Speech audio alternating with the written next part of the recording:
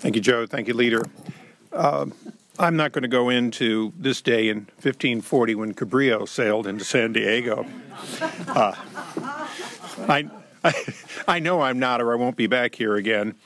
The fact is, I'm here to talk to you about the alternatives to jobs that this represents. The endangerment finding will trigger mandatory changes both in the public and private sector. Trillions of dollars will be affected, trillions of dollars that would otherwise be available for the best investments to get jobs and the economy rolling again.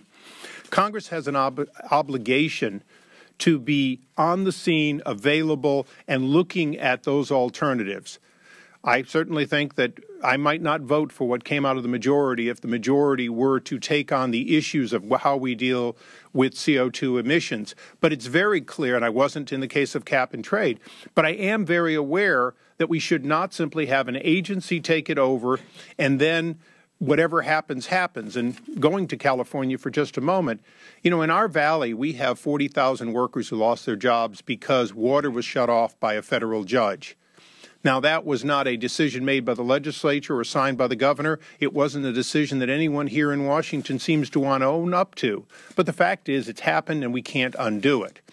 Before we take CO2, an essential element for plant growth and life here on this planet, before we take it and simply write it off as somehow a pollutant, we need to weigh the dollars and the best course in order to get to a solution. The President has talked about green jobs for a great deal. You will not have green jobs if, in fact, the appropriate answer is 100% we must deal with carbon first. We have spent decades on a bipartisan basis dealing with both greenhouse gases and the myriad of other pollutants. We need to do the same thing here. There are agencies that should be working. NHTSA has the authority to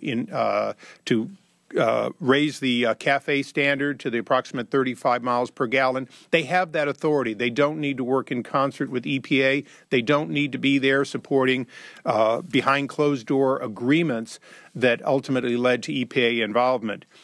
We are here supporting a joint resolution so that Congress can be held responsible for the jobs we either create or destroy and not have an agency of government take the blame and then ultimately we talk about programs to correct what happened. We need to make sure that those jobs are not lost. We need to make sure that the right balance of global warming and the right balance of jobs are maintained. That's a constitutional responsibility. It's why we have to reject this finding and then do our job with the President. Thank you.